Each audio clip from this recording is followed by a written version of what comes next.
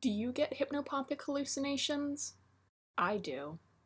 Hypnopompic hallucinations are vivid hallucinations that happen in the space between being asleep and awake. They're the equally as upsetting cousin of the sleep paralysis demon. However, unlike sleep paralysis, where the victim is temporarily paralyzed, you can move around and stuff if you're hallucinating hypnopompically. I don't know when I started getting them. Maybe it started when I was young. Maybe they developed later. But they got bad when I moved into a studio apartment in a crumbling building on the outskirts of Vancouver's wealthiest neighborhood. The building was a low-rise. It had 4 floors and all the suites were studios. It was built in the 60s and you could tell.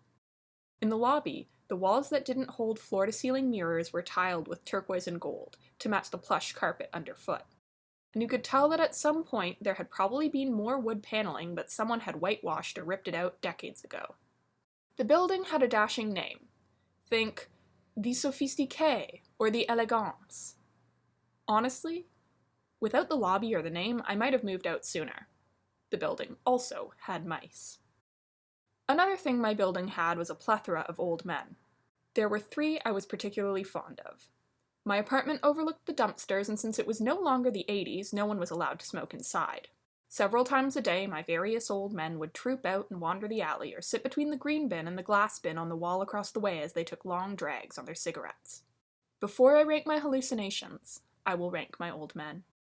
Number 3. I never learned his name. He still lives there, and I assume he'll die there. He's a short guy, dressed like he worked in an office in 1976. One of the few times we spoke, which was when I learned that he had an English accent, he nagged me for wearing an entirely white outfit on a Vancouver spring day. "That's a nice outfit," he said. "Good luck keeping it clean." And then he cackled.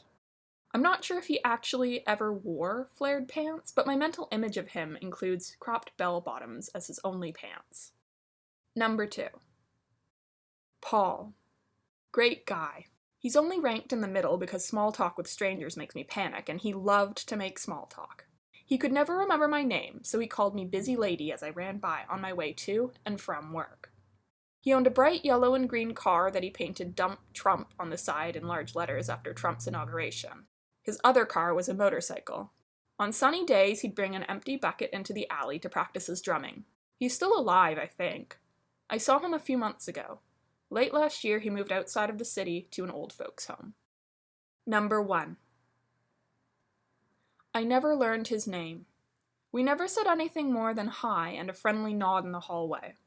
He was a heavy smoker going out into the alley upwards of 10 times a day. He only ever wore an orange button-up shirt with short sleeves and khaki shorts with flip-flops. One time I ran into him on the street and he was wearing a black t-shirt and skinny jeans, and I was like, "Excuse me? Where has this been?" The first summer I worked from home, we became buddies. He'd smoke in the alley directly across from my window. I would pace around my apartment staring out the same window, trying to write a graphic novel. Sometimes we'd wave at each other. His presence was comforting. I knew if something happened to me, he'd probably be the first to notice. He'd disappear in the winter, but I'd see him smoking out his balcony door through a crack in the curtains, so I tended not to worry if I didn't see him in the alley for a while. One spring, he didn't return. Weeks went by, and I thought, I guess he's figured out a new smoking routine. Maybe he's still hunched up in a chair by the balcony trying not to get caught so he doesn't have to walk down the stairs. Maybe he quit. And then I saw them ripping out the carpet in his suite, giving it the overhaul that I'd learned meant someone new was moving in and we're jacking up the rent $300. He'd been dead for a week when our building manager found him.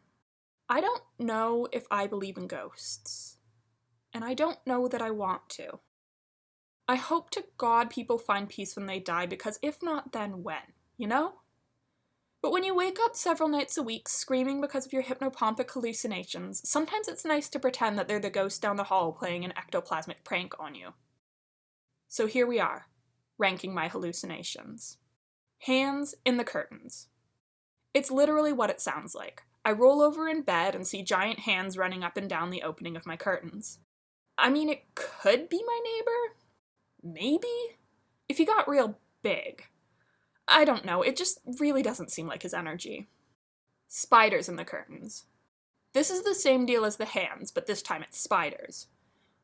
Honestly, I'm more likely to believe that this is him than the hands. He had the kind of feeling about him that if you learned he let spiders keep his secrets, you'd be like, sure, that checks out. The guy in the trench coat. He stands at the end of the bed and just watches. He's probably not my neighbor. If you'll recall, my neighbor wore the same orange shirt every day and I never saw him wear a coat. The figure made of drops of blood suspended in the air. Oh, this one is definitely not my neighbor. Unless, well, maybe if he was escalating the prank he was playing on me. Earlier that night, I'd helped one of our other neighbors into the building after he fell outside and he wound up bleeding all over my hands. I can see both why this would be a supernatural prank and how it could also be my brain borrowing waking details to make my sleeping time more exciting. The lady who kept touching my quilting supplies. She was hunched over my couch, pawing away at the quilting squares I'd laid out on the arm after an intense night of crafting. I woke myself up by screaming, "Excuse me?" at her. Don't touch my sewing things. I don't know where your hands have been, and I don't care if you're maybe a ghost. The cat. Not him. Literally him that one time. He was just sort of hanging out by the couch, his long hair falling in his face. He was wearing his signature orange shirt, and I hope he hasn't tried to visit lately because I'm not there anymore. The apartment is empty. I moved out of the building this fall. After 7 months of almost complete isolation, I was starting to lose it. I needed to move in with a roommate. So I packed up my stuff, which was annoyingly more than I'd moved in with almost 4 years prior, and moved into another crumbling low-rise only a block and a half away. The lobby of the new building has character, though not as much, and the name is still fun, though less exciting, and we're slowly settling in. I haven't had a hallucination since, but if I do, and it's him, I won't be too bothered.